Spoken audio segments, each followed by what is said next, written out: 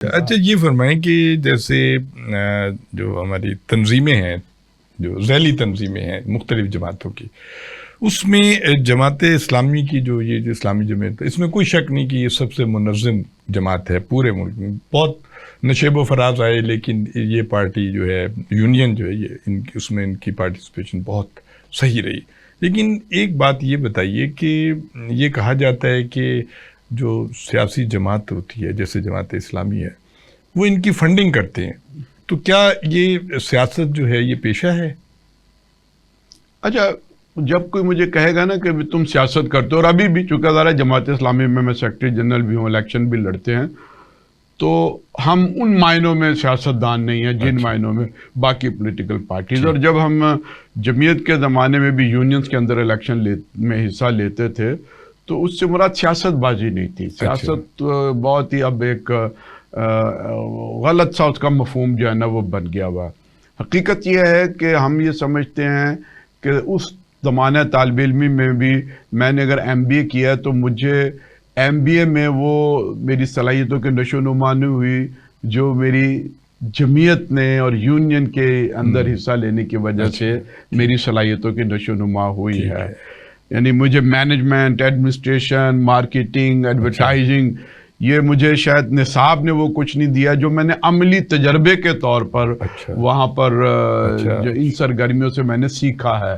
یعنی اگر فرض کیجئے کہ ایک بڑا جلسہ کرنا ہے، ہم نے ایک تربیت گاہ کرنی ہے، 3 دن کا 5 دن کا کیمپ کرنا ہے، تو یہ ساری ایک عملی تربیت گاہ تھی، ہمیں کوئی اور نہیں سکھاتا تھا.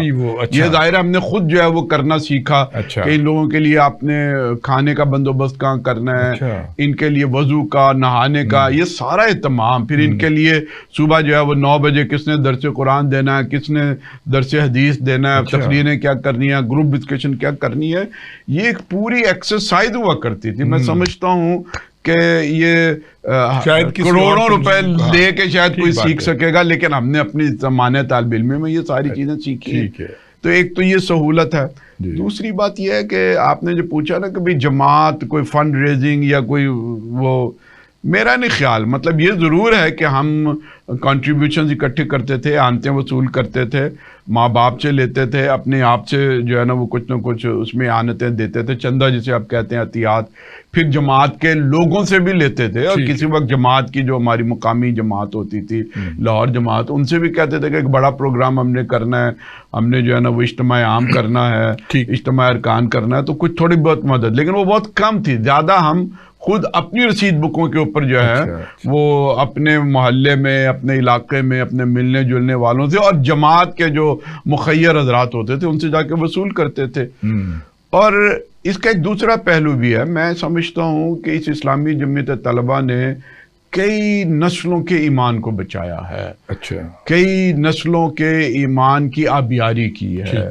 یعنی ہمیں پیدائشی طور پہ ہم ایک مسلم گھرانے کے اندر پیدا ہو گئے اور بائی چانس مسلمان تھے، لیکن جب ہم جمعیت کے ساتھ آئے ہیں اور اس کے ساتھ وابستہ ہو گئے، لٹریچر پڑھا، ان کے اجتماعات میں جانے کا، شرکت کا موقع ملا، تو پھر بائی چانس کے بجائے ہم بائی چوائس مسلمان ہو گئے. جو ایمان ایک ہوتا ہے نا کہ خود بخود ایک ایسا گرم ایمان پیدا ہوتا ہے کہ یار جو دولت میں نے حاصل کر لیا اب اس کو میں اور لوگوں تک بھی پہنچاؤں، ایک دائیانہ جذبہ پیدا ہوتا ہے. تو یہ بہرحال ایک کمال ہے جی اسلامی جمعیت طلبہ کا. میں تو سمجھتا ہوں کہ وہ کئی نسلوں کی آبیاری دین کے حوالے سے اس نے کی.